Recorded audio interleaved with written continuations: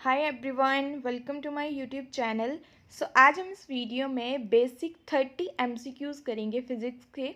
So let's start with the first question. The first question is the during which of the following process temperature remain constant.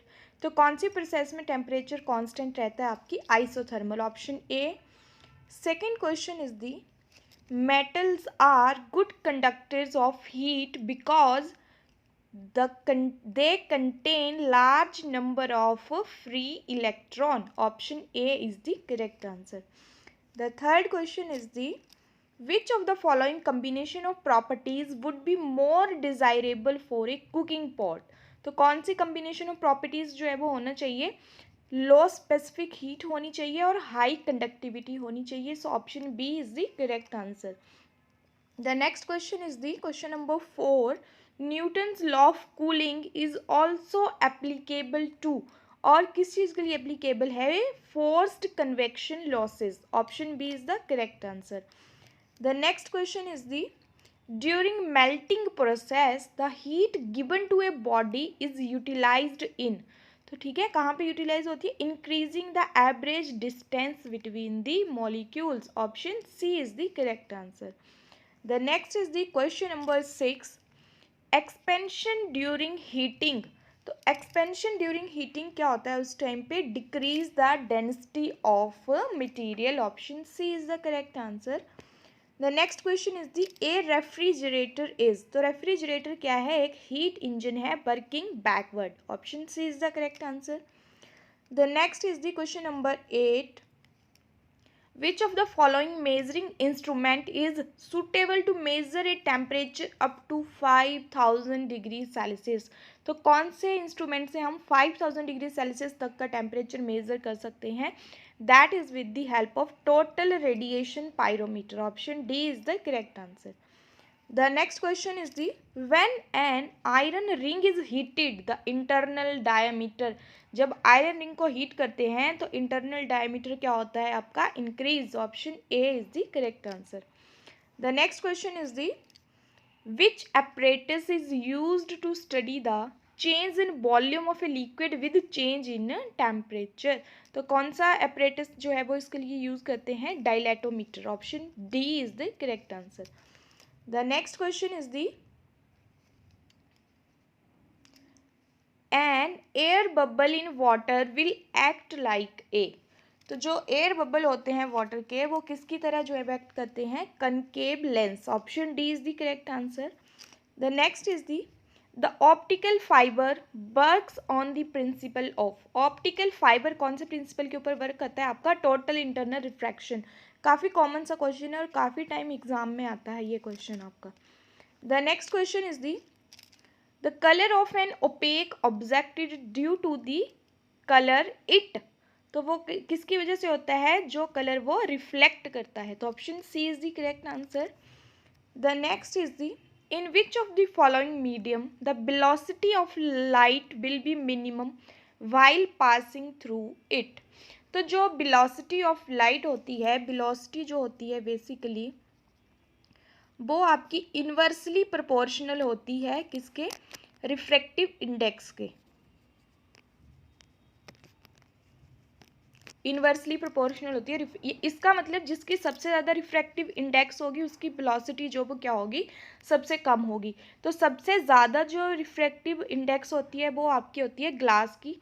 ठीक है, तो option A यहाँ पे correct हो जाएगा. तो इसके अलावा भी आपको अगर क्वेश्चन आता है तो सबसे ज़्यादा ग्लास की होती है. ग्लास के बाद जो है वो आपकी आएगी वाटर की, और वाटर के बाद एयर एंड देन वैक्यूम की. ठीक है.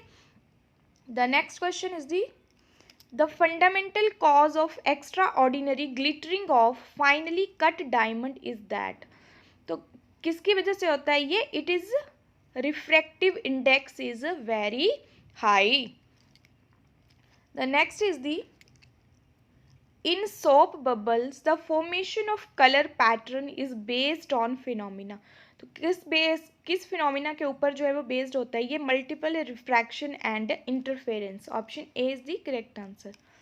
The next is the relation between the energy possessed by a photon and it's frequency.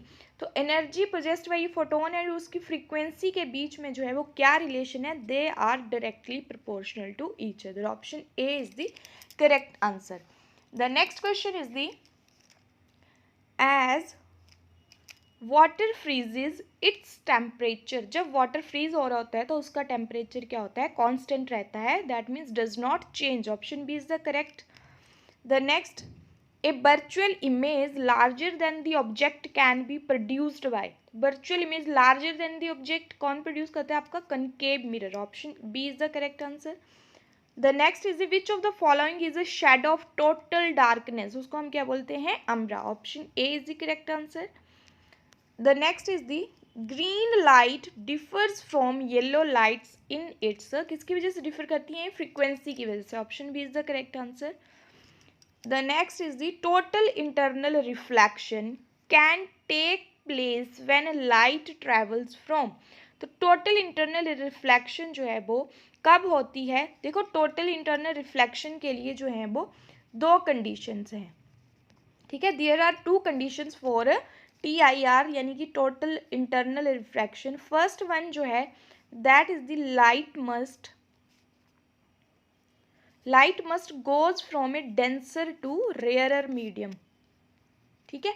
और जो सेकंड कंडीशन है that is the angle of incidence is, जो एंगल ऑफ इंसिडेंस है वो greater than होना चाहिए किससे, क्रिटिकल एंगल से, ठीक है। तो ये दो कंडीशंस हैं आपकी टोटल इंटरनल रिफ्लेक्शन के लिए।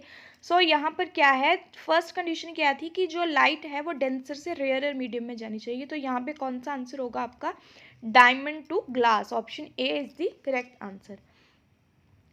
The next question is the when a screen is moved toward the pin hole camera the size of the image, क्या होगा साइज इमेज का, decrease but luminosity increase. Option A is the correct answer.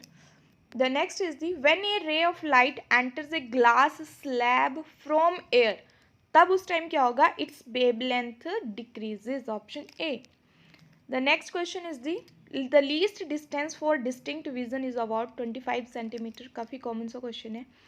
The next is the question number 26. The angular dispersion depends upon, angular dispersion किसके ऊपर depend करता है, आपका refractive index और angle of prism के ऊपर। तो option C is the correct answer.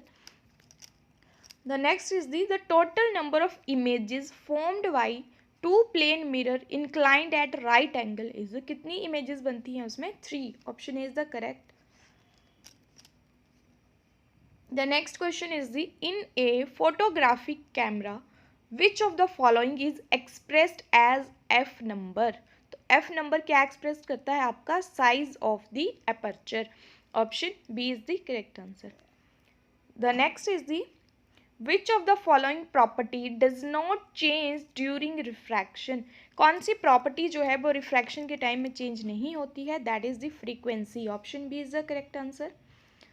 The next question and the last is the velocity of sound in gas is independent of, किसके ऊपर डिपेंडेंट नहीं होती है, प्रेशर के ऊपर। So option A is the correct answer. So that's all for today and I hope आपको video अच्छी लगी होगी। वीडियो को लाइक शेयर कमेंट करें एंड चैनल को सब्सक्राइब करें। Thanks for watching.